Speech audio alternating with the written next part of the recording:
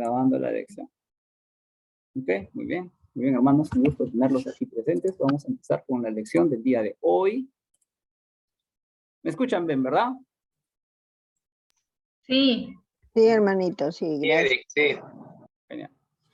Lección número 6 es el Reino Unido. ¿Okay? No estamos hablando de Inglaterra, de Escocia, de Gales, no estamos hablando de Gran Bretaña, estamos hablando del Reino de Israel cuando estaba unido. ¿Ok? ¿Por qué? A ver, ¿se acuerdan la clase de la lección pasada? ¿En qué trataba? ¿Qué periodo vimos la semana pasada? ¿Recuerdan? Sí, la conquista y los jueces. La conquista y los jueces. Muy bien. ¿Qué conquistaron? Más o menos para refrescar. Canaán. Bueno, conquistaron varios pueblos para poder llegar a la tierra prometida de Canaán. Claro, entonces el objetivo de la conquista era recuperar la tierra que Dios le había dado a Abraham, ¿no? Abraham. ¿Cómo le había dado Dios esa tierra? ¿Se acuerdan?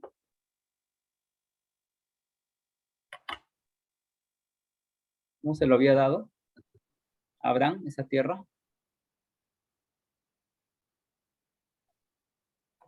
¿Alguien? ¿No se acuerdan?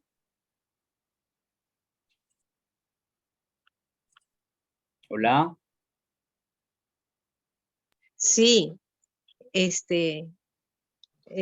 yo recuerdo que Abraham vivía en la tierra de Canaán, pero después le dijo que salga. Años después regresaron. Entonces, más o menos así. Esta zona es Egipto, esta zona es África, ¿no? Digamos. Yo soy malísimo dibujando, perdónenme. No estudié arte. Yo estudié otras cosas. Entonces, más o menos esta zona, acá más o menos está acá Grecia, bonito, ¿no? Grecia. Acá está como una bota, ¿no? Una bota de Italia. Dice mal mi bota. Con pasador le dice. El tema es de que aquí, más o menos aquí, hay una zona que se llamaba Ur y Dios le da a Abraham una tierra, ¿no? Esa tierra era la tierra de Canaán. Ahora, ¿por qué Abraham se va a Canaán? Tenía familia, ¿no? Había comprado su terreno. ¿Qué pasó? ¿Por qué se va a Canaán? Eric, yo recuerdo que dijiste de que Abraham era de un lugar llamado Ur de los Caldeos, Sí, y que claro. Dios le pide que deje su tierra, ¿no? Para juntar a los israelitas, algo así, y lo manda a Canaán. Eso es verdad. Y hace un pacto, ¿no? El pacto abrahámico. Sí, más o menos este es Canaán. Es un juego malísimo, está muy mal dibujado, pero más o menos para que se den una idea. Este es Canaán. Y están en Canaán y se van a Egipto, ¿se acuerdan, no? Se van a Egipto y estuvieron 400 años y luego volvieron, pero cuando volvieron, ¿qué había pasado con Canaán? Estaba tomado por otros pueblos. Exactamente. Ya otros pueblos se habían encargado de hacer sus ciudades, ¿no? 400 años es mucho tiempo, o sea, hace 400 años, estamos en el año 2000, ¿no? Hace 400 años era el año 1600. La colonia española recién estaba formándose, ¿no? En el Perú. Entonces, 400 años es muchísimo tiempo, muchísimo tiempo. O sea, si le aumentamos 100 años más, prácticamente ya los incas estaban aquí, ¿no? Pero en 400 años hay mucho cambio. Entonces, Lima, imagina, Lima en los años 60 no tenían la población que tiene hoy en día. Entonces, ha crecido muchísimo. Entonces, si en pocos años, en pocas décadas crece tanto un pueblo, imagínate, 400 años. Entonces, Canaán, que era la tierra prometida que se le había dado Dios a Abraham, había sido conquistada y luego fue reconquistada, ¿no? ¿Por quiénes? Por los israelitas. Los israelitas fueron a reclamar la tierra que había dado Dios de herencia a Abraham, pero esta tierra ya habían sido, ya habían civilizaciones de gigantes, civilizaciones amuralladas y todo eso lo tuvieron que conquistar y pasó un tiempo de oscuridad, ¿no? ¿Cómo se llama ese tiempo? ¿Los jueces? El tiempo de los jueces, exactamente, el tiempo de los jueces. ¿Qué era el tiempo de los jueces? Un tiempo donde la gente, los israelitas comenzaron a ser libres, ya tenían un reino para ellos y comenzaron a desviarse, ¿no? Desviarse sus caminos, comenzaron a aceptar las idolatrías, el paganismo, comenzaron a hacer todo lo que Dios no le gustaba y obviamente Dios por su pecado les entregaba a ser conquistados por sus enemigos, pero luego Israel se arrepentía, pedía perdón y Dios mandaba a un juez para que los libere, para que los cuide, los proteja, el juez moría y los israelitas volvían a hacer lo malo entre los ojos de Dios y así, un círculo vicioso hasta que llegó un personaje muy importante, ¿no? Ese personaje muy importante se llama, ¿alguien sabe? ¿Alguien más o menos piensa quién pudo haber sido este personaje súper importante? Débora. ¿Ah? Débora. ¿Débora? No, Débora era una jueza. No, ella fue una de los muchos jueces. Después de los jueces, alguien vino. ¿Se acuerdan? ¿Alguien por ahí? ¿Tenga una idea? Después de los jueces viene el primer rey. Ya, pues, claro, viene el primer rey. ¿Antes de eso? Claro, prácticamente es eso, ¿no? O sea, Israel era un reino, Israel no era un reino porque no había rey, Israel era un pueblo, ¿ya? Un pueblo, y ellos querían un rey, ¿se acuerdan? Les había comentado. Claro. Ya, ¿qué pasó aquí? Este rey que querían, Dios no quería darles un rey porque Dios quería ser el rey, ¿entienden? Dios quería Saúl que se autoproclama. ¿sí? No se autoproclama, no se autoproclama, lo proclama, ahí lo vamos a ver hoy día. Entonces, Samuel, ¿no? Samuel ¿ah? lo... Eso, Saúl. Samuel es el gran personaje que cambia todo. A ver, ¿se acuerdan cuál era la civilización que se encargaba de sacerdotes, de ser los sacerdotes del pueblo de Israel? Los levitas. Los levitas, ¿no? Los levitas. ¿Ya? Y Samuel, han escuchado de Samuel, ¿verdad? Él llega a ser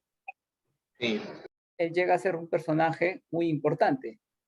Él es el hijo de una mujer que no podía tener hijos, ¿no? Ana.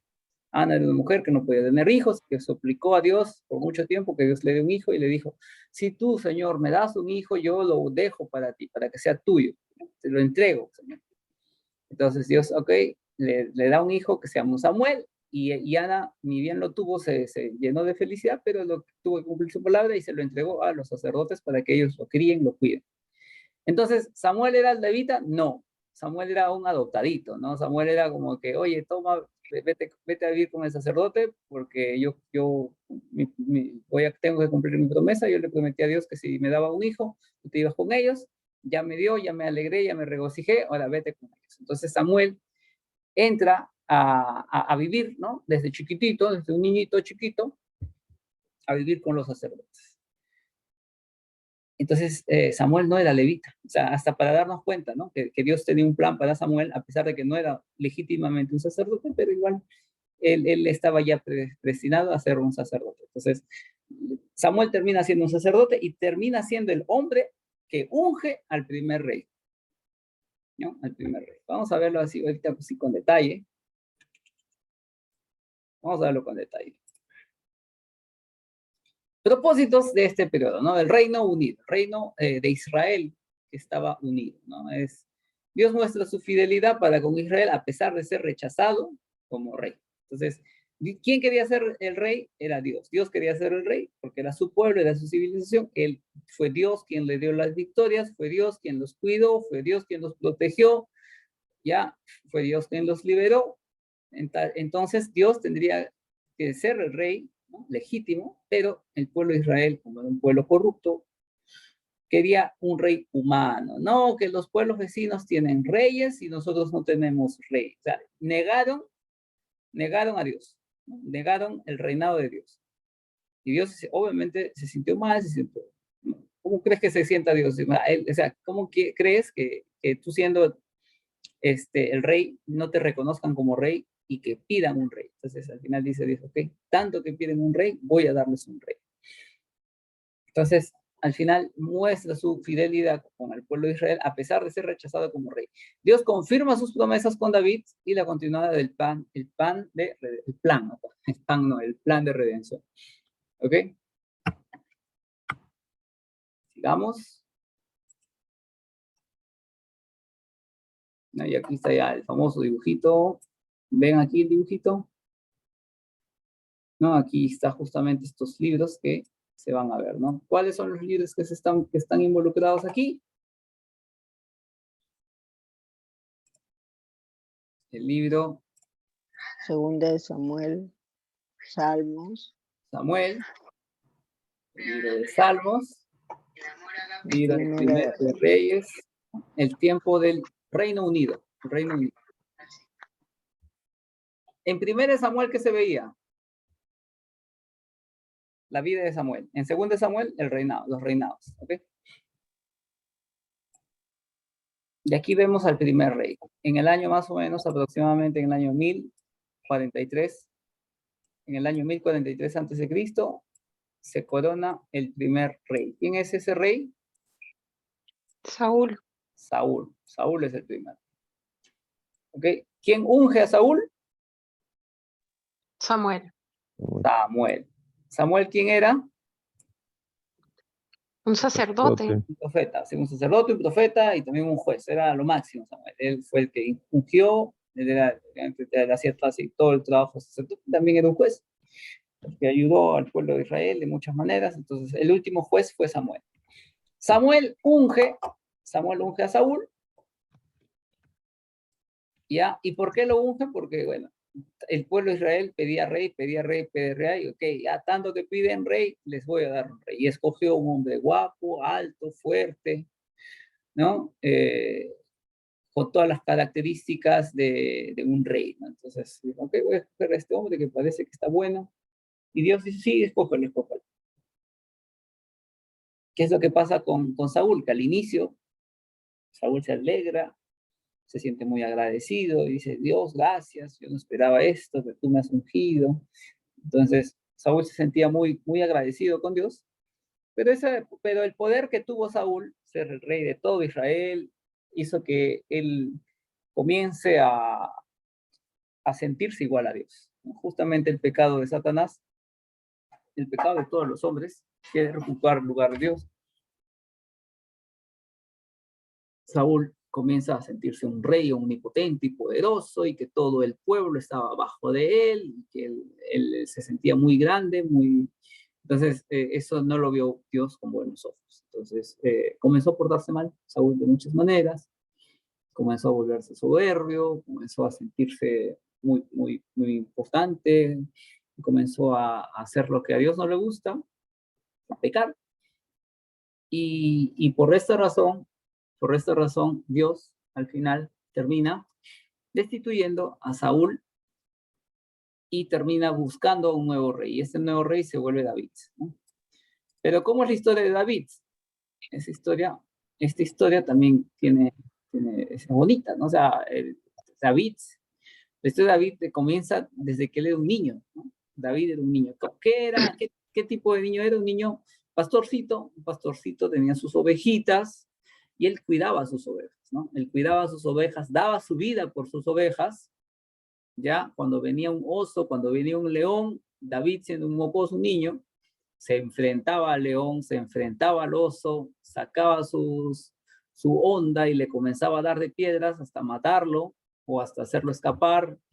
Entonces, no había rival, un animal que se encargue de atrapar una de sus ovejas, David, porque David se encargaba de proteger a sus ovejas, cuidarlas, ¿ya?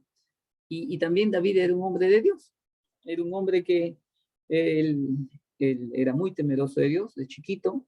Él era hijo de Isaí, si no me equivoco, y este hombre tenía muchos hijos, tenía creo que 7, y él era el menor. David era el hijo menor de todos.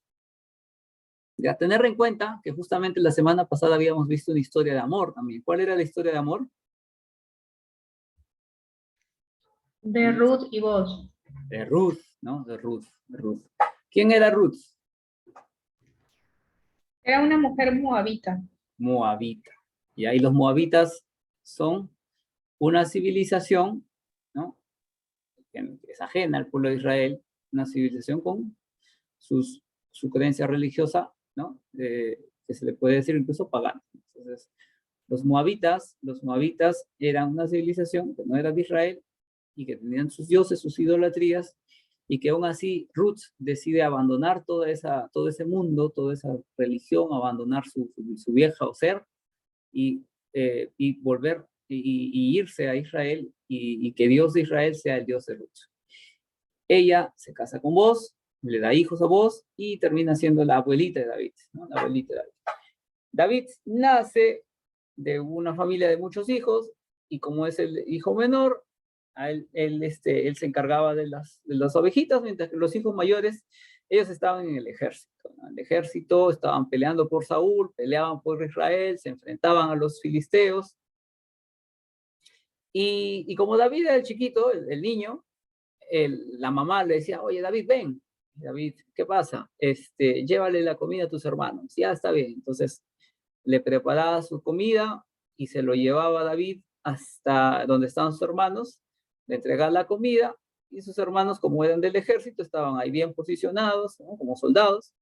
Y ahí es cuando David se enteraba de la situación en la que estaba enfrentándose Israel. ¿Qué situación se estaba enfrentando? Un periodo de guerra, ¿no? Y entre los filisteos había un hombre que era muy alto, muy grande, ¿ya? Y que se mofaba de los israelitas, ¿no? Dicen, ¿quién va a poder contra mí? Nadie de ustedes pueden contra mí, ¿no? Y justamente lo catalogan a este hombre como Goliat, ¿no? Goliat, un hombre gigante, más o menos casi de 3 metros, era tan grande y tan fuerte que incluso su lanza era tamaño de un rodillo, de una tela, o sea, era muy grande, muy pesada. Entonces este hombre se mofaba porque no había ningún soldado en Israel de la altura de Goliat o de la fuerza o de la apariencia física de Goliat. Entonces los israelitas le tenían miedo, lógicamente, ¿no? O sea, imaginar luchar con un hombre de esa capacidad era asegurarse prácticamente la muerte, a no ser de que sean muchos contra él solo, ¿no? Y David entra y él al contrario, oye, ¿quién se cree ¿no? ¿Cómo se atreve a hablar así de nosotros, ¿no? Nosotros estamos con Dios. O sea, no hay nadie quien nos pueda vencer porque nosotros estamos con Dios. Y de esa manera es como David, él se enfrenta, es decir, oye, ¿sabes qué? Yo me voy a enfrentar a Goliat. Y la gente le dice, sí, vas a enfrentarlo, sí, yo voy a luchar contra Goliat. Era un niño de 16 años, ¿no? Obviamente un niño de 16 años ya físicamente ya llegó a cierta altura, tampoco no es tan pequeño, ¿no? Pero su desarrollo físico todavía no se ha completado, o sea, su musculatura todavía no está suficientemente desarrollada. Su altura probablemente le faltaba crecer algunos centímetros más, ¿no? Y eso, ¿y qué le imposibilitaba? Que cuando le quisieron dar una armadura, no le entraba, ¿no? Le quedaba grande y le costaba moverse, le costaba pararse. Entonces David dijo, ¿sabes qué? No puedo ponerme esta armadura porque no me entra. Uno, que no me entra, y dos, me es muy pesada y voy a luchar con un hombre de 3 metros con esta armadura que ni me deja caminar. Entonces se quita la armadura y simplemente se enfrenta a Goliat con las piedritas que tenía en el bolsillo y con la onda que llevaba, ¿no? Entonces, lo vence a Goliat y desde ese momento su vida cambia, ¿no? Desde ese momento, Saúl, el rey Saúl, lo ve con buenos ojos. Dice, uy, David, qué buen hombre de Dios, este es un chico bendecido, a partir de ahora David va a estar en mis filas, David va a estar en mi ejército, yo lo voy a cuidar. Y le presenta a David a sus hijos, y entre sus hijos estaba un jovencito llamado Jonathan, y desde el primer momento que se ven, se vuelven súper amigos, ¿no? Amigos por siempre, o sea, se llevan súper bien, y David crece, porque imagínate, un niño de 16 años crece, ¿no? Su adolescencia la termina al lado de justamente Jonathan, de sus amigos, del ejército, y crece, y tiene una formación de guerrero, de soldado, junto con Saúl. Y David comenzó a crecer y comenzó a ir a diferentes batallas, y todas las batallas que iba David, vencía, ¿verdad? Vencía y vencía, y la gente comenzaba a proclamar a David, David, qué buen soldado que es mejor que Saúl. Tener en cuenta que Saúl también luchaba, Saúl también fue un soldado, un guerrero, ¿no? Entonces, que obviamente ya está en el lugar del rey, ya no necesitaba ir como carne de cañón, pero igual se iba a las guerras. Pero David estaba ganando poco a poco predominio, ¿no? Protagonismo, y la gente decía, Saúl venció a los 1000 y David a sus 10.000, comienzan a gritar. Entonces, eso no le gustó a Saúl, porque el pecado de Saúl era la soberbia, ¿no? El pecado de Saúl era ser igual a Dios. Entonces, él no quería que haya otro hombre igual a él, ¿no? Se parece mucho al espejito, ¿quién es la más linda? Ya, pues, él no quería permitir, que haya otro como él, ¿no? O mejor que él. Entonces eso generó un celo tremendo en Saúl y no lo podía soportar. Entonces de la noche a la mañana, Saúl comenzó a enloquecer, ¿no? Saúl se comenzó a volver loco, le agarraba como que la locura y quería tirar cosas, romper cosas. Entonces hay que calmar a Saúl. Saúl está loco y adivinen quién iba a calmarlo. ¿Quién creen que iba a calmarlo? David. David, ¿no? David justo también sabía tocar el arpa. No solamente era un soldado, no solamente era un hombre de Dios y era pastor, entonces no, también tocaba el arpa.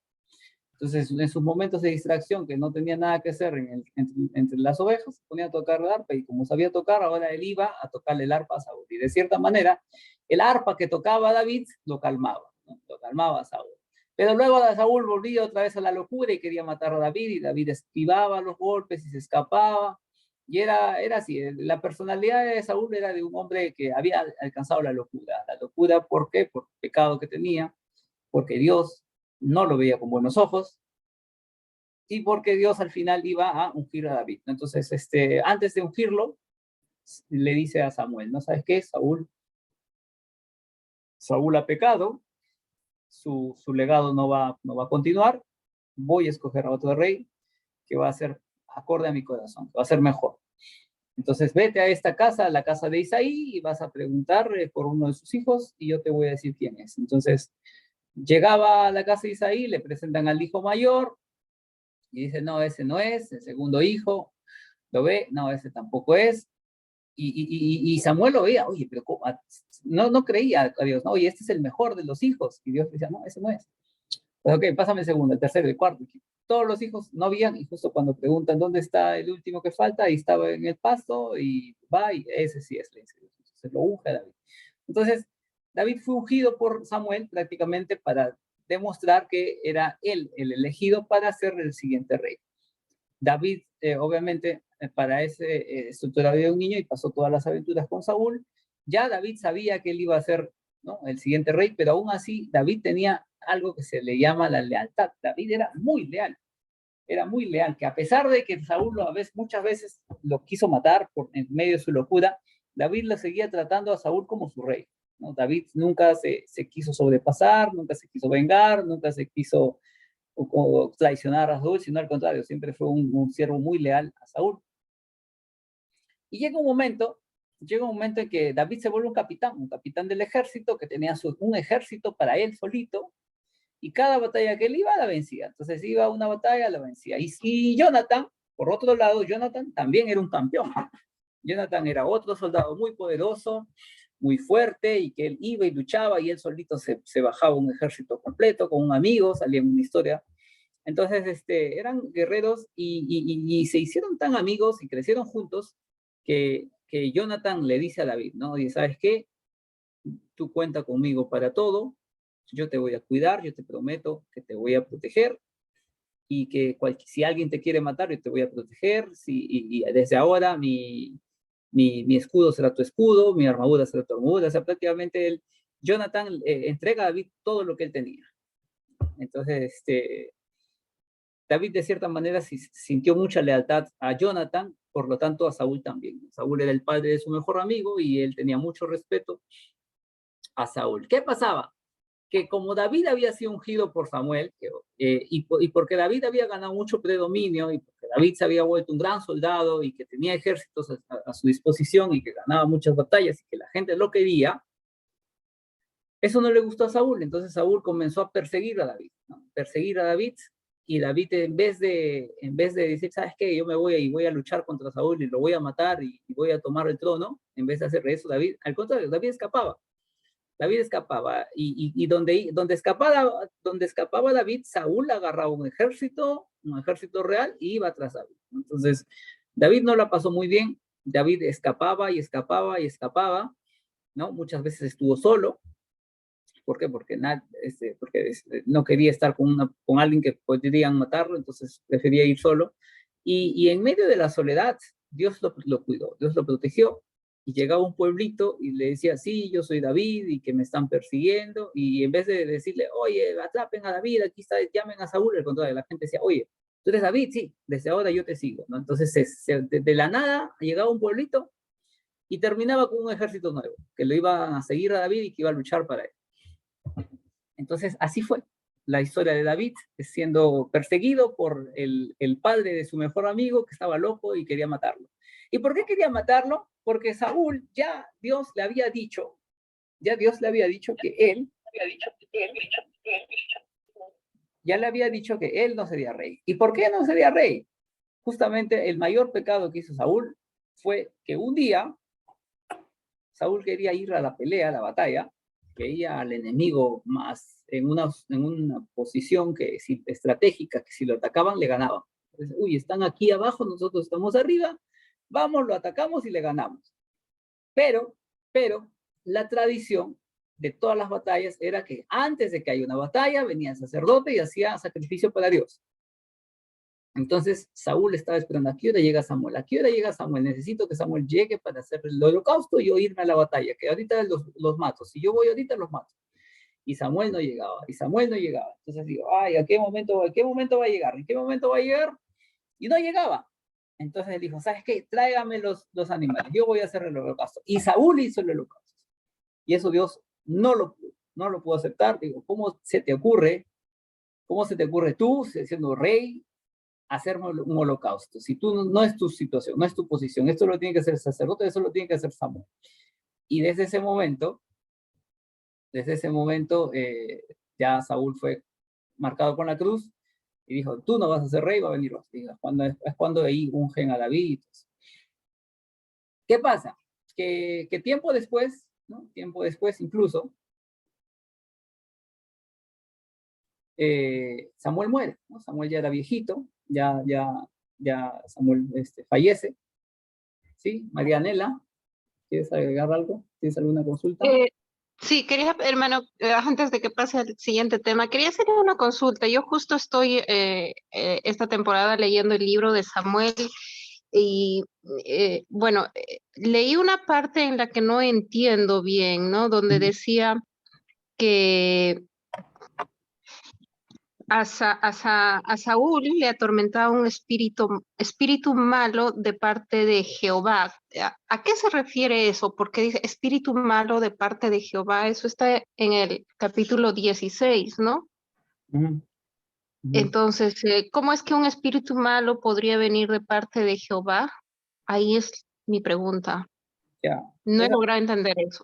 Sí, ese es un pasaje controversial, pero para eso está la comparación bíblica. El mismo pasaje, si lo ves en Segunda de Crónicas, si no me equivoco, lo explica mejor. O es el Segunda de Segunda de Reyes. Crónicas. En Segunda de Reyes o en Segunda de Crónicas, no me acuerdo, ahorita ya me estoy olvidando. Pero lo que pasa es que cuando escribieron ese texto, inicialmente pensaron que ese espíritu se lo había mandado Dios, ¿no? Pero no es que se lo había mandado Dios, sino es que era justamente un espíritu malo que él tenía, que era justamente su pecado, ¿no? Era su pecado. Entonces, lo que hizo Dios fue permitir, ¿no? Desamparar a Saúl para que el espíritu malo tome posesión de él, ¿no? Entonces, Dios no envía espíritus malos, sino que él permite que eso ocurra en tu vida, ¿no? Entonces, cuando tú pecas, cuando tú te portas mal, Dios te entrega tus bajas pasiones, Dios te entrega, o sea, para que estas bajas pasiones te hagan lo malo en ti. Entonces, eso es lo que pasaba. Saúl había entrado en la locura, ¿no? Y la locura venía justamente por su pecado, ¿no? Por su pecado, y eso lo atormentaba, ¿no? Muchas veces eso es lo que pasaba con Saúl. Pero no es que Dios le haya mandado un espíritu malo, ¿no? Claro. Dios lo que hizo fue entregar. Imagino que es la traducción, ¿no? De repente la traducción. No directamente la traducción, sino es una forma de cómo lo escribió el autor, ¿no? Pero si sea en comparativa bíblica, vas a darte cuenta que hay otro pasaje que te lo explica mejor, ¿no? Que no es que sea el diablo el que haya entrado, o sea, no es que haya sido Dios el que haya mandado un espíritu malo, sino que era el enemigo, en realidad. Ok, gracias. Entonces, sí. Samuel posteriormente fallece y Saúl otra vez comete el grandísimo error de buscar un adivino, un vidente, uno que habla con los muertos, y le dice, oye, búscame a Samuel, que quiero hablar con él.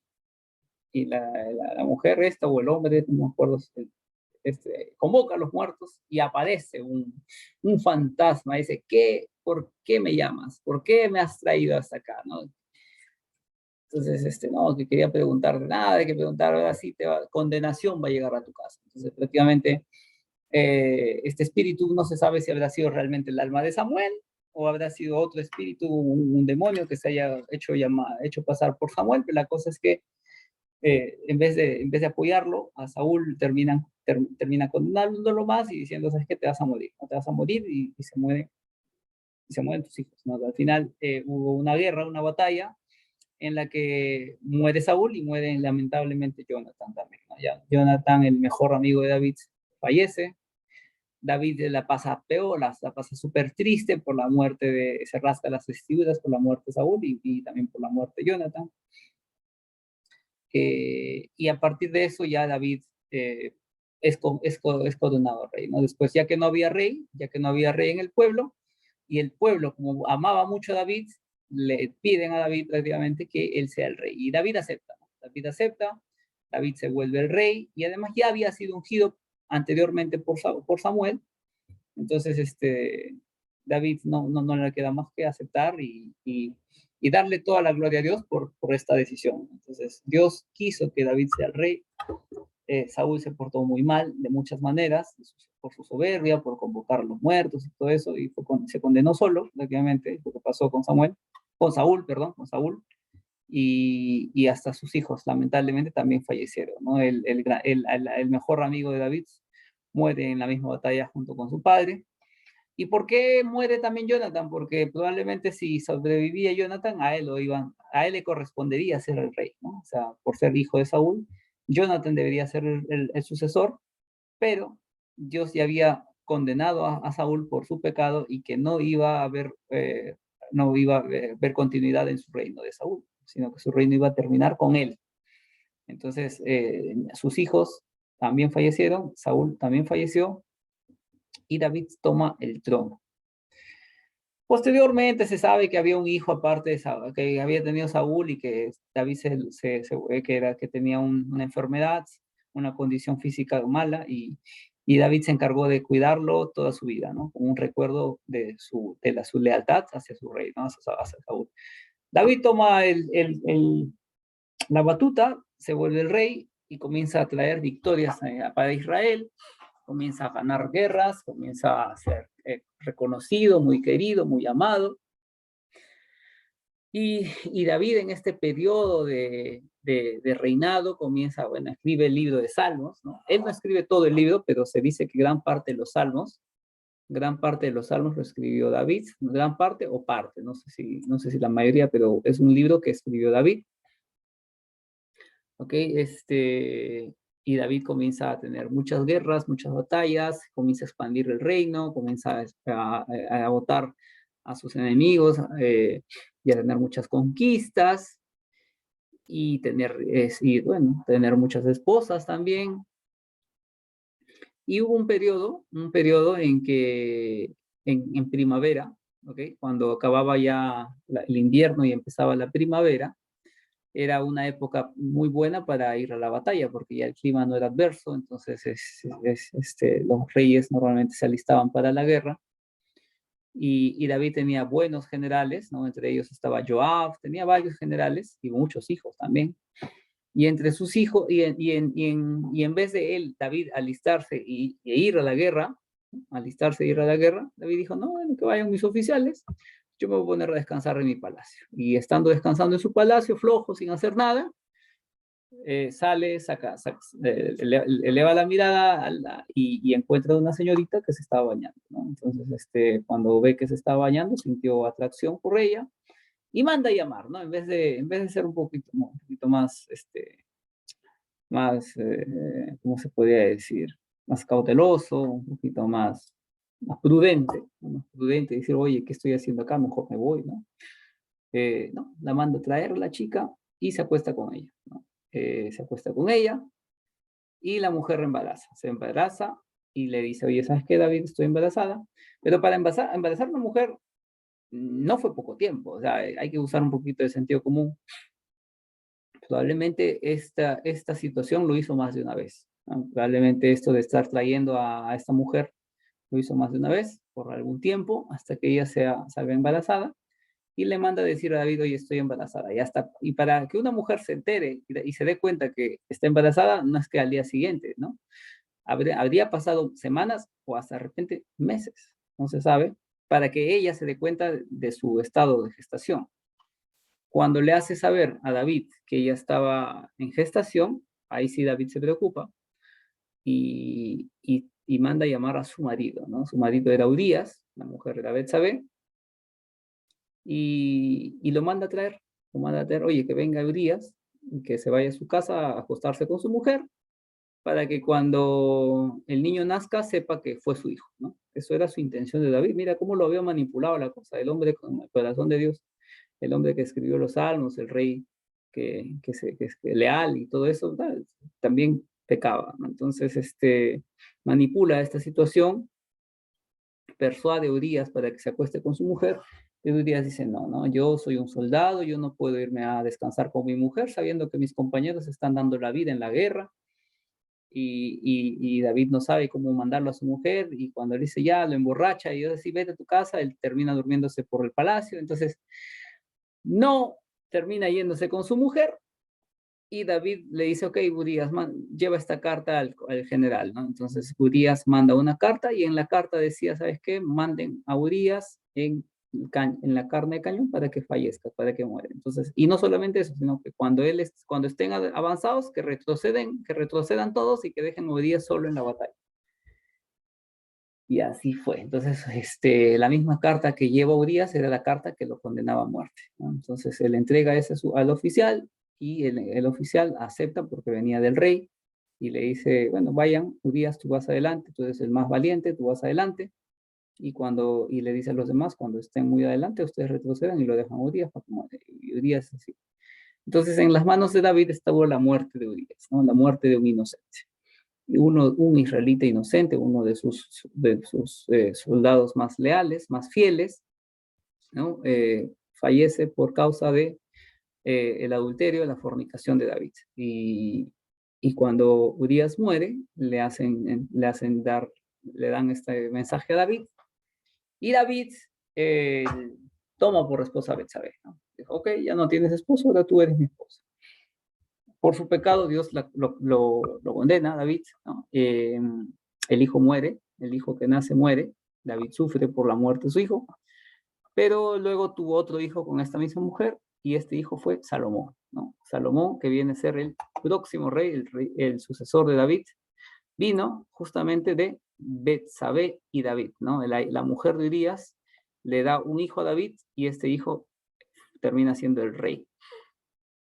Pero eso pasa tiempo después. Entonces, hasta que esto ocurra, habían pasado otros problemas con David, otra guerra interna, otra guerra civil. Uno de sus hijos, llamado Absalón, ya, uno de sus hijos con las muchas mujeres que tenía David, Absalón, él también comienza a hacerse conocido, a hacerse querido en el pueblo de Israel,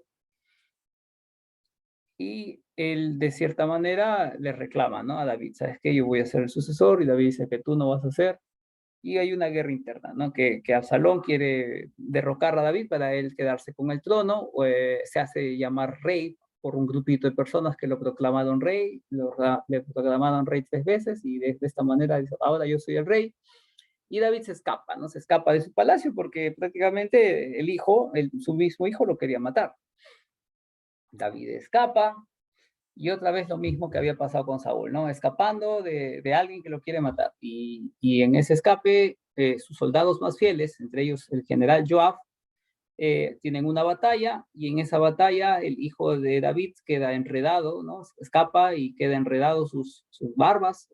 Luego se enredan en unas ramas y no puede salir, queda colgadito ahí con el cabello de las barbas bien amarrados en las ramas, y lo matan, ¿no? Entonces, cuando lo matan, creyeron, ¿no? Creyeron que con esto ya le hicieron un favor a David, ¿no? Y no era así. David, en vez de alegrarse por la muerte del traidor de su hijo, llora, se rasga las vestiduras, se siente mal por la muerte de uno de sus hijos. No le importó que ese hijo lo quería matar, lo persiguió, lo derrocó, no le importó, lo que más le dio pena era que era uno de sus hijos el que había muerto.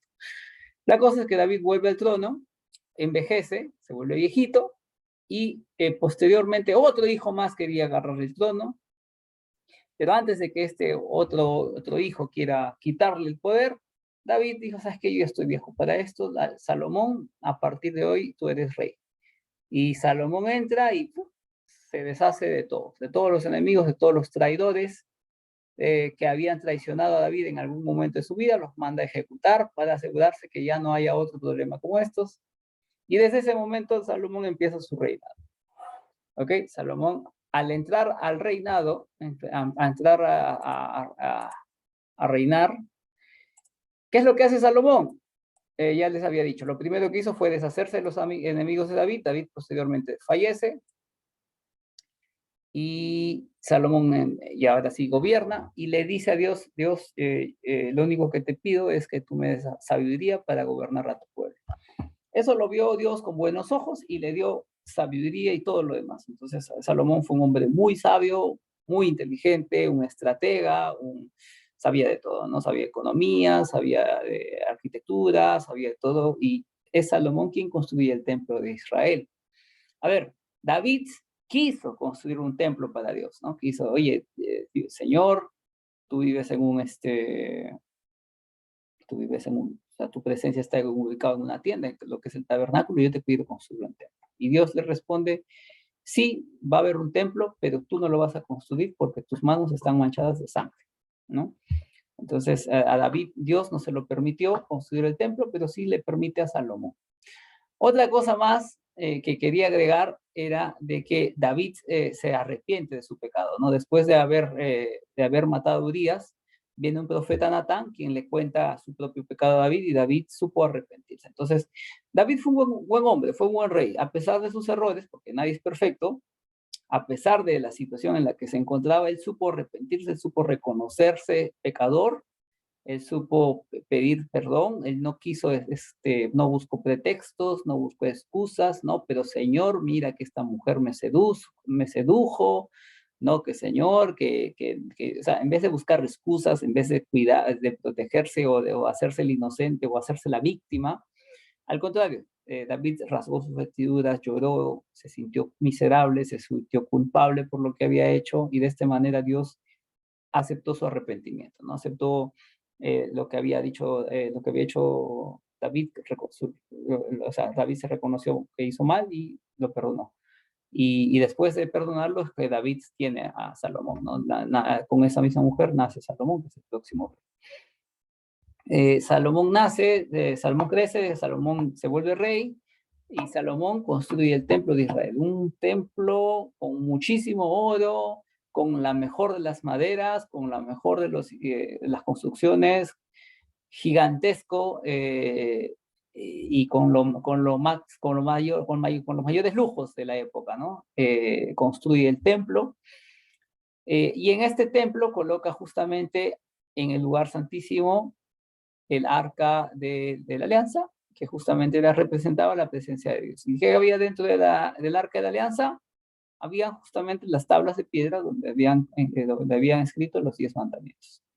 Nada más, no tenía nada más de ciencia, era una arquita, una cajita que tenía las leyes de Dios, y que ahí habitaba supuestamente Dios en esa época, en el templo de Salomón, un templo apoteósico, un templo hermoso, bello, grande, que construyó Salomón. Salomón fue un hombre muy sabio. Salomón escribió algunos libros, ¿no? ¿Qué libros escribió Salomón? ¿Alguien sabe qué libros escribió Salomón? Proverbios. Proverbios. Proverbios. Proverbios. ¿Qué más? ¿Qué más escribió? Proverbios y Hebreos, creo. Sí, ¿no? Hebreos, Nuevo Testamento, hermana, ¿qué me estás diciendo? Ay, sí. Perdón. No te preocupes. Eclesiastés. Proverbios y qué más. Eclesiastés. Eclesiastés con S o con C, que yo soy bien malo para escribir, ¿no? Con S, ¿no? ¿Qué más? Pues con C. Eclesiastés. Ahí está, ¿qué más? Pero usa tu micro, pues, chiquistriquis. Oye, activa tu micro, Elish. También escribe ¿Ah? salmos, los salmos. También escribe. Algunos salmos, sí, sí. Yo debo Cánticos. Cánticos. Cantares. Cánticos, Cantar de cantar. cantar los cantares. ¿Qué más? ¿Qué más? ¿Qué más? ¿Qué más escribe Salomón?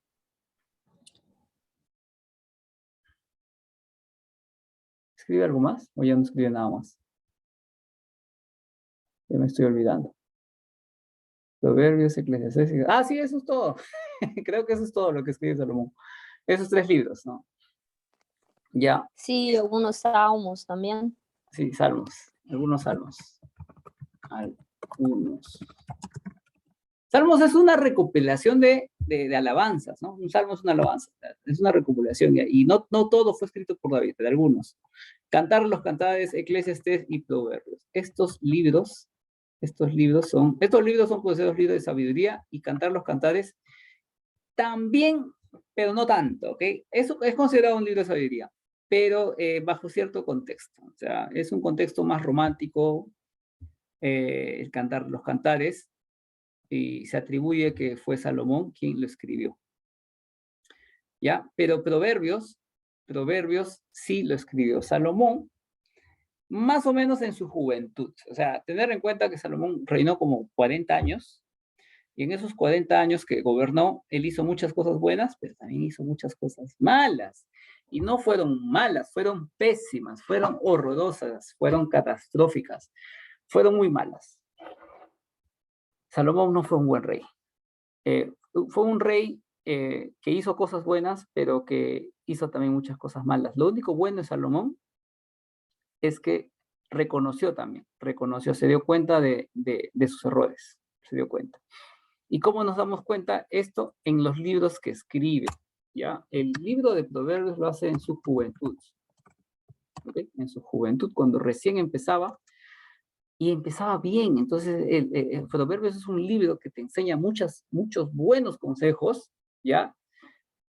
Pero consejos que no a medias. O sea, ¿qué tipo de consejos? O sea, te dice, si te portas bien, te va a ir bien, ¿no? Entonces tú dices, qué chévere, me voy a portar bien. Pero hay gente que se porta bien y les va mal, ¿verdad? Entonces, aquí no está aplicándose Proverbios, ¿no? O de cierta manera no se está cumpliendo lo que se espera, porque Proverbios como que te dice, sé prudente, te va a ir bien, sé buen hijo, te va a ir bien, sé buen esposo, te va a ir bien, sé justo, te va a ir bien, no seas necio para que no te vaya mal, ¿ya? Son buenos consejos. Pero hay mucha gente que no sigue estos consejos y les va bien. Entonces, Proverbios son buenos consejos que no siempre se cumplen. Y luego, en su vejez, se lo vamos a poner así, bonito. Si ven mi pantalla, ¿verdad? A mí me gusta, me importa mucho que vean mi pantalla. Su adultez. Hola. Sí, sí, Sí, sí, sí. se ve. Se ve. Ok, eso también en su juventud. Ya, entonces, ¿qué pasó? Que Salomón en su juventud, Dios le da mucha sabiduría, y esta sabiduría lo plasma en este libro, en un libro de consejos buenos. Buenos consejos, sé buen hijo, sé buen esposo, sé buena persona, pórtate bien, sé prudente, sé sabio, toma decisiones con cautela, no seas necio, ¿no? Administra, sé buen amigo. Entonces te da muchos consejos que si tú los cumples, vas a ser una persona de valor, ¿no? Una persona que valga la pena, y bueno, y muchas veces te va a ir bien, muchas veces. Pero también hay personas que hacen bien las cosas y que les va mal, y que sufren porque dicen, ay, ¿qué he hecho, Dios? Que yo me porto bien y mira lo que me pasa, ¿no? O sea, ¿por qué yo creo, Dios, que yo merezca esta enfermedad? Porque, o sea, entonces se comienzan a sentir miserables porque a pesar de hacer las cosas bien, las cosas no les salen mal. Entonces, justamente eso, Salomón se entera y comienza a escribir el libro de Eclesiastés. ¿Qué te cuenta el libro de Eclesiastés? Oye, ¿cómo vamos con la hora? Tenemos media hora más, ¿no? ¿Qué te cuenta el libro de Eclesiastés? El libro de Eclesiastés te resume que todo es vanidad. Que todo es vanidad y todo lo que hacemos nosotros es por vanidad. Vanidad de vanidades, todo es vanidad. Entonces, ¿quieres algo? ¿Para qué? Por vanidad, porque quieres simplemente satisfacerte, quieres tener un deseo. Entonces, la mayoría de tus anhelos y de tus sueños están acondicionados con un deseo carnal, ¿no? Directamente o indirectamente se van a eso. O sea, ¿por qué quieres más dinero? Porque quieres una casa, o sea, todo eso es vanidad, ¿no? ¿Por qué quieres más riquezas? ¿Por qué quieres que te vaya bien en tu trabajo? ¿Por qué quieres que te vaya bien en tus estudios? ¿Por qué quieres casarte con la mujer más bonita? ¿Por qué quieres casarte con el hombre más realizado? Entonces, ¿por qué? Porque lo que quieres es cumplir tus deseos, ¿no? Y al final todo eso es correr tras el viento, ¿no? Entonces, eso cuando se da cuenta Salomón en su vejez, en sus últimos años, cuando él cometió muchos errores, ¿ok? Salomón es un hombre que cometió muchos errores. ¿Y cuál fue los errores que él cometió? Que él tenía la misma debilidad de su padre, que eran las mujeres, ¿ok? David tuvo 1000 mujeres y Salomón también. Entonces, Salomón tenía esposas por todo el lado. ¿Y cuál fue el problema con Salomón? Que eran esposas de yugo desigual, que no eran mujeres israelitas, no eran hijas de Dios, sino que eran mujeres paganas. Mujeres. Él estuvo casado con una egipcia, ¿no? Con la hija de Faraón. Y esta mujer, la hija de Faraón, tenía muchas tradiciones paganas y que de cierta manera conducen a Salomón a hacer el paganismo. Entonces Salomón termina abrazando el paganismo, ya, justamente porque se deja influenciar por estas mujeres, cosa que no era de alguien sabio. Supuestamente Salomón era un hombre muy sabio, sí, pero cometió muchos errores, ¿no? Él hizo ofrendas a los dioses abominables, ¿no? A Quemón, a la diosa Ácera, al dios Moloch, ¿no? Entonces, estos dioses eran dioses paganos. Diosa Ácera era la diosa de la inmoralidad sexual, ¿ya? El dios Quemón era el dios que se hacía pasar por el verdadero dios cuando era un dios que lo único que te decía, oye, haz lo que tú gustes, sé libre, sé tú, ¿no? Sin leyes, no habían leyes. El dios Moloch era un dios del sacrificio de niños, ¿ok?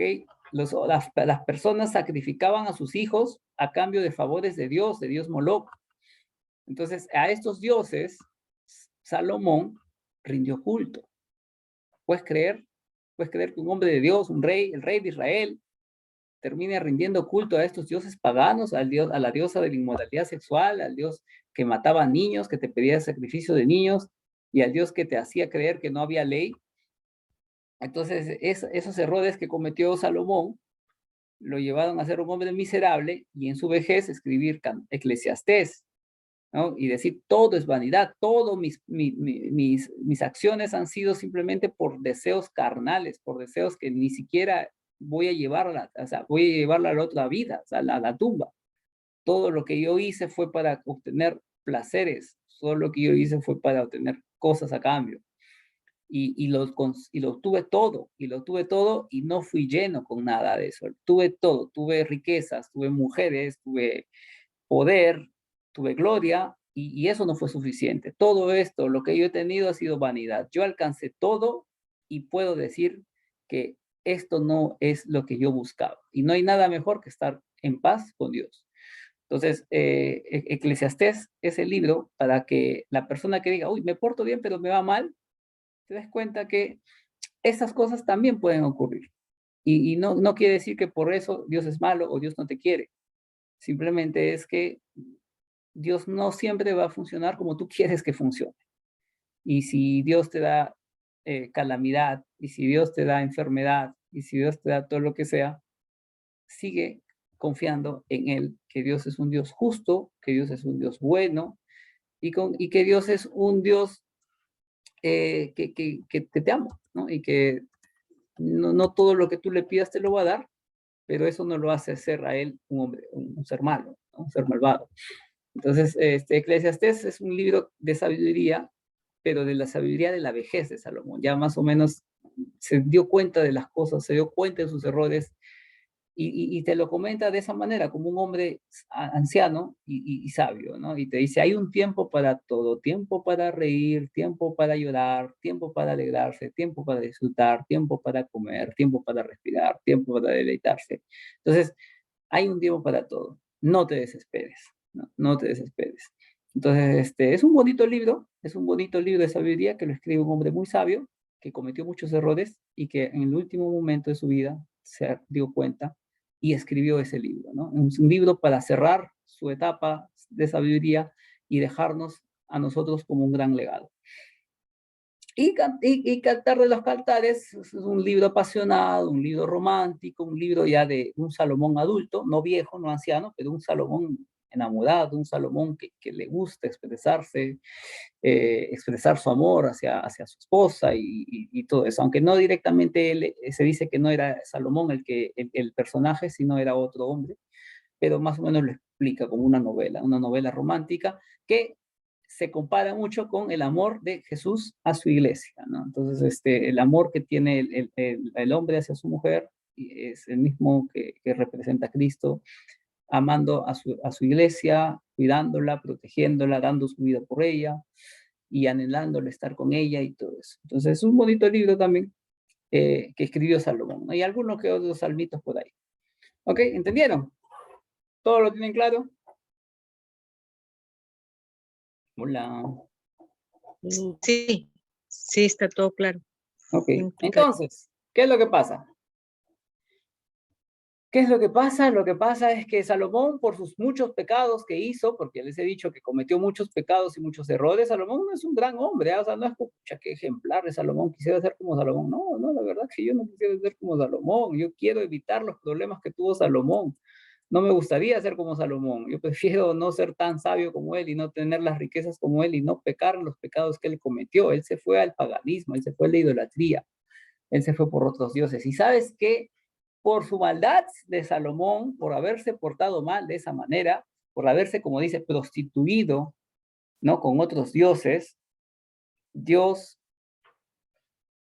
aniquiló su legado. Entonces, a partir de ese momento, su hijo ya no iba a tener la gloria que tuvo el padre, ¿no? Entonces, el hijo de Salomón, que es Roboam, y eso ya lo vamos a ver la próxima semana,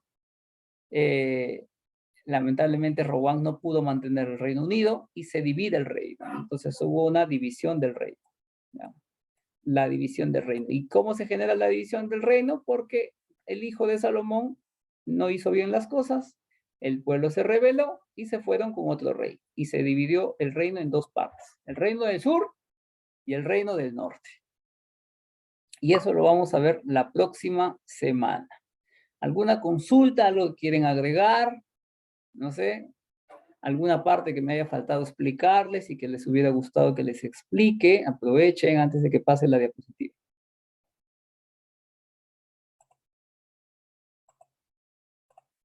Hola, bueno, no dicen nada. Todo claro. Gracias. Continuamos. Entonces, ¿quiénes fueron los reyes que estuvieron en el periodo de Reino Unido? Saúl, David y Salomón. ¿Ok? Saúl fue el primer rey que ungió Samuel, que hizo malas cosas y que se condenó así solito, y que no tuvo, o sea, sus hijos, no, ninguno de sus hijos pudieron ser reyes.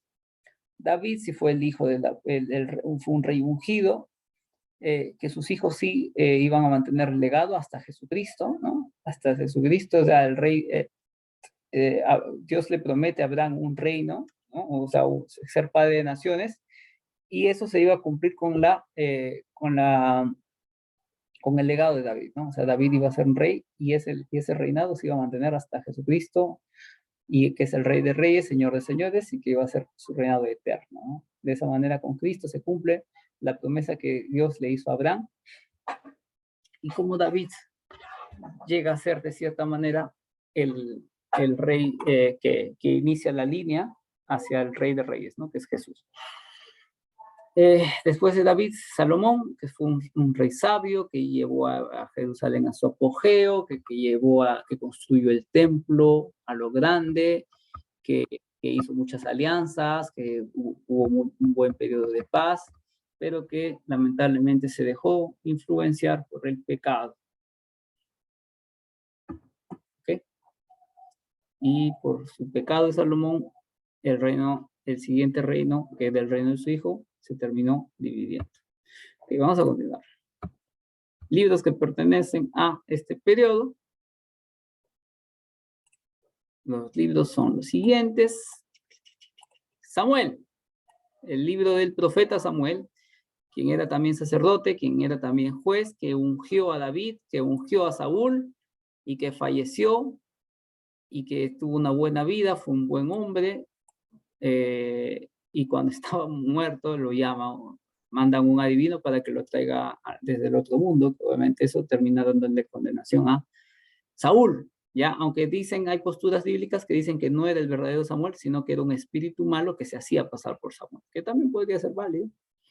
Primera de Reyes, que justamente te habla el reinado de los primeros reyes, te habla un poco de la historia de David, cómo David se las tenía que jugar para sobrevivir después de ser perseguido por Saúl, ser perseguido por su propio hijo Absalón, y cómo a pesar de eso él terminó llegando a la vejez y dándole el reinado a Salomón. Eclesiastés, que es un libro de sabiduría, que ya hemos hablado, que lo escribió Salomón en su vejez, ¿verdad?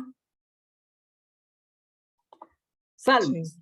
Salmos es un libro de alabanzas, es un libro de cánticos, es un libro de mensajes de adoración hacia Dios desde el pueblo de Israel. Gran parte fue escrito por David, pero también gran parte de los salmos fueron escritos por otros autores, una línea grande de autores, y es por eso que Salmos es el libro más grande de la Biblia, ¿ok? El libro más grande de la Biblia es Salmos. Si tú abres la Biblia por la mitad, o sea, agarra tu Biblia, en libro, agarra la Biblia y pártela en la mitad y vas a estar en Salmos. Es así, Salmos es tan grande que llega hasta la mitad de la Biblia y muchas veces si tú lo abres y lo partes en dos, llegas a Salmos. Obviamente en dos mitades iguales, porque si tú le partes en dos, pero con pocas hojas, vas a irte a otro libro. Crónicas. ¿Y Crónicas qué hace? Crónicas es un libro que resume la historia, ¿ya?, de Israel desde más o menos desde Adán incluso. O sea, te hace un resumen. Las Crónicas te hacen un resumen de la historia y te resume también un poco de la vida de los reyes, ¿ok? Reyes sí te habla exclusivamente de los reyes. Saúl, ¿no? La continuación de segundo de Samuel. Saúl, David, Salomón. Pero Crónicas te habla prácticamente desde Adán. Proverbios, que es un libro de sabiduría que escribe, ¿quién lo escribe? Salomón, que nos habla consejos de cómo ser una buena persona y cómo comportarse para que te vaya bien, ¿ya? Pero ya sabes que si aunque no te vaya bien, no te preocupes, que Dios tiene control en tu vida. Y Cantar los Cantares, que lo escribe Salomón, ¿no? Es un libro romántico. Es un libro que representa el amor de Jesús con su iglesia, el amor de pareja también, y todo eso. ¿Ok? ¿Alguna pregunta, algo que quieran agregar?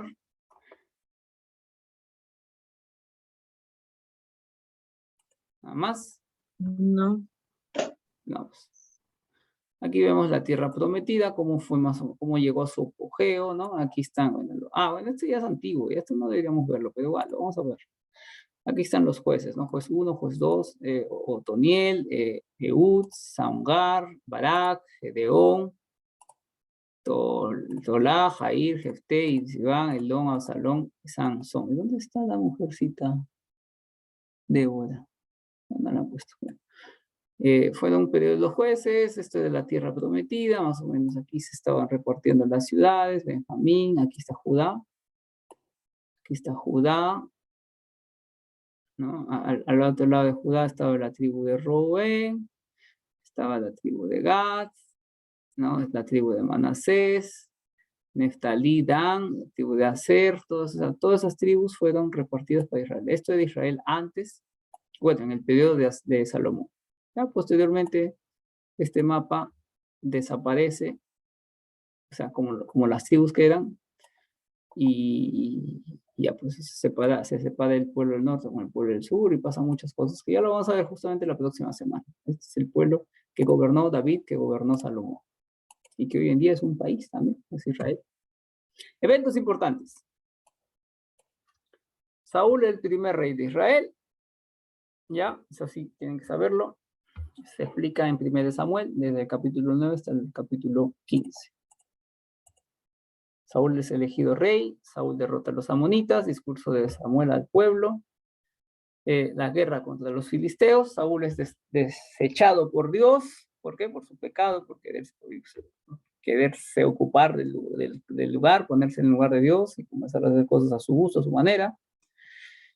Pues Jehová no desampara a su pueblo por su grande nombre, porque Jehová ha querido hacerlos pueblo suyo, así que lejos sea de mí que peque yo contra Jehová, cesando de rogar por vosotros, antes os instituiré en el camino bueno y recto. Eventos importantes. David, rey de Israel. Esto ya hablamos sobre David. Ya hemos hablado sobre Saúl, ahora vamos a ver sobre David. Samuel unge a David, el niño chiquito de la familia de Isaí. David mata a Goliat, ya más crecidito, no tan crecidito, todavía siendo jovencito, mata a Goliat. Hace un pacto David con Jonathan, se vuelven los mejores amigos que se van a proteger, que se van a cuidar. Es el pacto entre David y Jonathan. Saúl procura matar a David, Saúl se vuelve loco y se da cuenta que David había sido ungido y que David está ganando predominio y que el pueblo lo está amando a David y eso no le gusta a Saúl, y se llena de celos y busca matar a David. David perdona la vida de Saúl 2 veces, o sea, cuando Saúl buscaba a David, David escapaba y David estuvo a un pelo de matar a Saúl, sin embargo no le hace nada porque David tuvo mucha lealtad. Muerte de Saúl y proclamación de David como rey.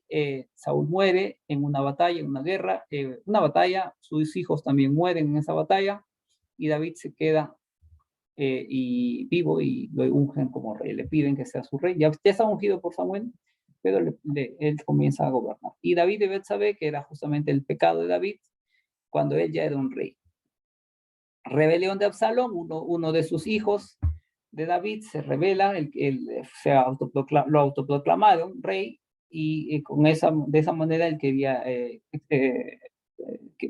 sacar a David del trono, y David escapaba hasta que, bueno, como les dijo, mataron a Absalón, y David llora, ¿no? Y vuelve a ser rey. En la rebelión de Adonías, que era otro personaje que no se llevaba bien con David y quería rebelarse, ¿ya? Y la rebelión de Seba. Entonces estos personajes eran enemigos de David que al final Salomón se encarga de ejecutarlos porque eran de cierta manera una amenaza. Absalón no, porque había muerto. Adonías, Seba. Y será firmada tu casa y tu reino para siempre delante de tu rostro, y tu rostro será estable eternamente. ¿No? Eventos importantes. Salomón es rey de Israel. Salomón es proclamado rey. Entonces, ¿quién lo proclama rey? A David, estando anciano, porque había alguien que se estaba rebelando, ¿no? Que era justamente este jovencito Seba, ¿no? Seba quería también agarrar el reino y, bueno, lo cogen a Salomón y Salomón se encarga de esto. Es proclamado rey, Salomón pide sabiduría, Dios le da sabiduría y tiene mucha prosperidad, el reino crece, el reino se alía con muchos enemigos y todo le va bien a Salomón. Salomón edifica el templo en medio de las riquezas, en medio de su poder que tenía. Él le construye el templo grande a Dios. Hay un pacto entre Salomón y Dios que al final lo rompe, ¿no? Riquezas y famas. Salomón se llena de riquezas, fama, poder, y lo que ocurre es la apostasía. Salomón peca, Salomón se rinde a otros dioses y al final muere, ¿no? Muere, pero antes de morir deja el libro de Eclesiastés, es lo que se sabe. Y le dijo Jehová, y he oído tu oración y tu ruego y has hecho en mi presencia. Yo he santificado esta casa que tú has enviado, yo he santificado esta casa que tú has edificado para poner mi nombre en ella para siempre, ¿no? Y bueno, aquí, lo que ven aquí es el templo de Israel. Hoy día no existe el templo, hoy día solamente lo único que ha quedado es una porción del templo que se llama el Muro de los Lamentos, que queda en Israel. Así que si alguno de ustedes algún día tienen la bendición de viajar a Israel, me lleva, no mentira, si alguna vez tienen la bendición de ir a Israel, van a poder apreciar este lugar que se llama el Muro de los Lamentos. Pero antes de que sea el Muro de los Lamentos era justamente el templo, ¿no? El templo era grande, una edificación enorme, ¿no? Para la época, o sea, imagínense la época, o sea, ahorita cualquiera te puede construir esto, pero no, esto fue construido hace miles de años. Hace más o menos casi como 3000 años atrás fue construido este templo. Era un templo, este era el atrio, este era el atrio, ¿no? Este era prácticamente el lugar santo, ¿no? Y no, dentro estaba el lugar santo y el lugar santísimo con una cortina, separados con una cortina. Entonces aquí en el lugar santísimo estaba el arca del pacto, en este era el lugar santo donde estaban los sacerdotes, el atrio, y este era la plaza, ¿no? Entonces era un lugar muy, muy santo donde mucha gente iba y la mayoría de la gente solamente pueden llegar hasta acá. Si querías ingresar ya tenías que ser sacerdote, acá se ofrecían holocaustos y todo lo demás. Esto era el templo de Salomón. Los holocaustos eran justamente sacrificios de animalitos para el perdón de pecados. Siempre representando a Jesucristo, ¿no? Ellos no sabían que estaban representando a Jesucristo, pero sabemos hoy en día, con la revelación de la palabra, que era una representación del sacrificio de Jesús para el perdón de nuestros pecados. Un inocente muere por nosotros para perdón de nuestros pecados, lo que hizo Jesús. Ok. Dentro del templo, en el lugar santísimo, estaban como estos querubines gigantes y que estaban como adornos, obviamente, cuidando el arca del pacto, ¿no? Obviamente nadie le pedía milagritos, nadie le oraba, nadie le rezaba a estas imágenes, ¿no? Estas imágenes eran totalmente decorativas y nadie podía ingresar aquí, solamente el sacerdote principal tenía acceso a este lugar, era el lugar santísimo, era el lugar santo. Alguien que se atrevía a ingresar a ese lugar moría. Así que nadie podía ver ni siquiera estos dibujitos tan bonitos que habían construido. ¿Por qué? Porque para ingresar allí tendrías que ser sacerdote y si no eras, te morías. Entonces, era un lugar muy, muy cerrado, era un lugar muy reservado, un lugar secreto, y nadie le pedía cositas a estos angelitos para que luego digan, no, que sí permitían imágenes. No, no, no, nunca se permitieron imágenes. Dios mandó a construir porque así le gustaba a él, pues no por eso hay que pedirle cositas a los santos o a las imágenes. No, nunca fue avalado por Dios el uso de imágenes para veneración ni para pedirle cositas.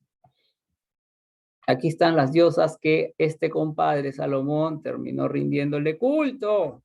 Astoret o Asera es la diosa de los sidonios, es la diosa de la inmoralidad sexual, la diosa de la fertilidad. Esta mujercita le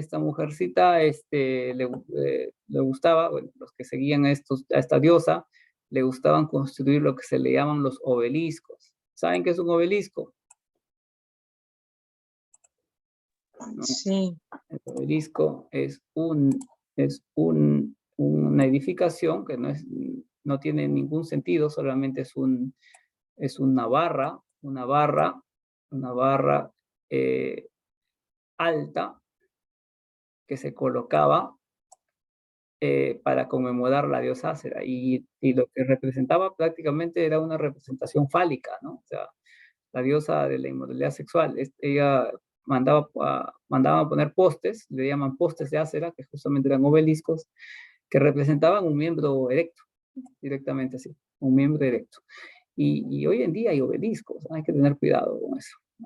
Las sectas masónicas les gusta poner obeliscos, y sabiendo que su origen del obelisco era una representación inmoral, directamente inmoral. Es más, en el mismo Vaticano hay un obelisco. Tener cuidado con eso. Moloch, el dios Moloch, este dios igual de horripilante y desagradable, que te pedía sacrificios de niños, infantes que morían para esta bestia desagradable. ¿Cómo morían? Los quemaban o los arrojaban, eran niños inocentes, ¿ya? Y todo el mundo feliz, festejando el sacrificio de un infante. Hoy en día este Dios existe, ¿ok? Se llama aborto, ¿ok? Aquel que me lo niegue, que me lo diga en mi cara, a ver si no, yo lo voy a refutar. El aborto es un culto al Dios Moloch. Escúchenme bien, tengan mucho cuidado con eso. Dios Moloch te pide sacrificios de infantes y hoy en día mueren millones de infantes que ni siquiera tienen el privilegio de nacer. ¿ya? A través de los abortos. Así que este es un acto pagano, un acto abominable ante los ojos de Dios, el sacrificio de infantes. Igual que las inmoralidades sexuales de toda la agenda LGTB progre que existe hoy en día y que dicen que amor es amor y dar libertad, ok, sí. Tienen libertad de pecar y de condenarse, pero no le llames normal, no le llames bueno a lo que Dios condena como algo malo, ok. Y a estas cosas, lamentablemente, Salomón le rindió, ¿no? Y bueno, acá te ponen el dios de los amonitas, Amón o Milcom, que es un dios, ¿no? También aquí lo pone, que es un dios que se hace pasar por el Dios verdadero, pero es un Dios que te confunde, un Dios bueno, ¿no? El Jesús chévere, el Jesús que dicen, yo creo en un Dios, pero ese Dios no es el de la Biblia, porque el Dios de la Biblia es un Dios malo, es un Dios que mata, es un Dios que te pide muchas cosas, es un Dios de odio.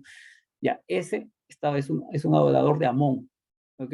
Cualquiera que diga, yo creo en un Dios a mi manera, es un amonita, está adorando a un Dios a su manera, a su gusto, ¿ok? Eso también es una secta pagana que está tremendamente expandida en el mundo. Se hacen llamar algunos católicos, algunos se hacen llamar evangélicos, algunos se hacen llamar lo que sea que quieras ponerte de nombre, la etiqueta que tú quieras ponerte. Si ese Dios que tú adoras no es el Dios de la Biblia, es Amón, así de simple. Si tú crees en un Dios, pero a tu gusto, es Amón al que tú estás adorando. Si tú crees en el aborto, es Moloch a quien tú estás adorando. Y si tú crees en las inmoralidades sexuales, es a Aser a quien tú estás adorando. Así, con todas sus letras. Eres un idólatra.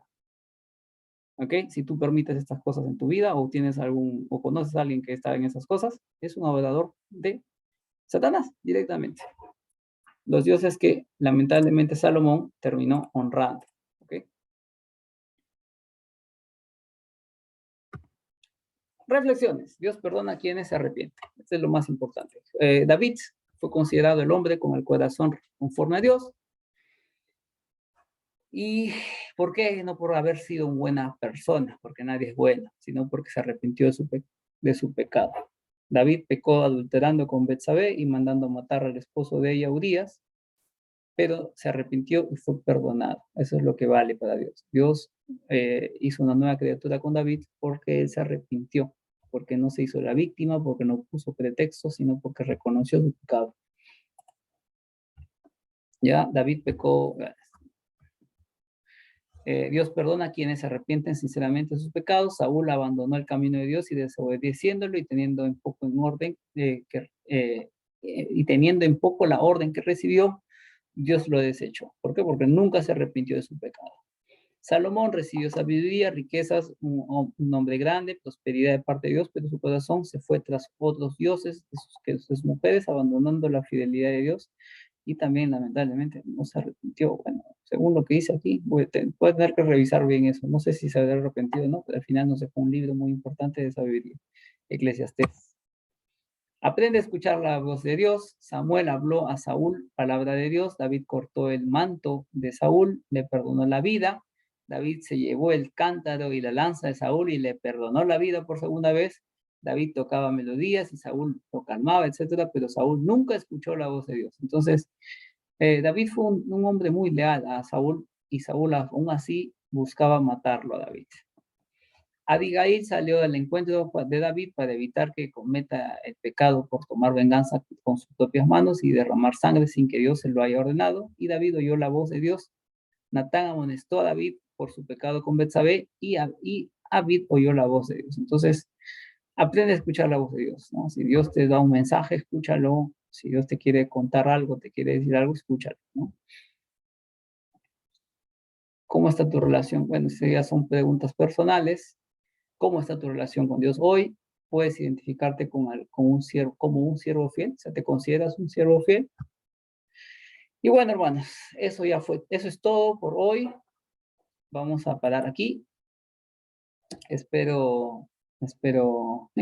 Carlos, de corazoncito. Espero que esta clase haya sido edificante para ustedes, les sirva, ¿no? Les traiga algo bueno y ya nos estaremos reuniendo, si es la voluntad de Dios, el próximo jueves, ¿ok? El próximo jueves a la misma hora. ¿Está bien? Bueno, Muy hermanos, bien. Dios los bendiga. Vamos a dar para terminar la lección. ¿Ok? Señor Padre Santo, Dios Todopoderoso, muchas gracias por permitirnos estar presentes el día de hoy. Tú nos cuidas, tú nos guías, Señor.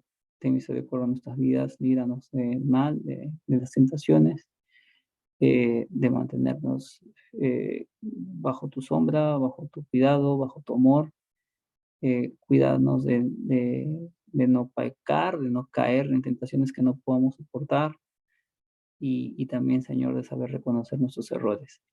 Somos humanos, nadie es perfecto, pero tú buscas un hombre que cada vez que caiga se levante, que cada vez que peque se vuelva a poner otra vez contigo en tus filas y que persevere hasta el final, hasta conseguir la victoria. Te damos gracias por ese tiempo que hemos tenido. Si es tu voluntad volvernos a reunir el próximo jueves, que así sea.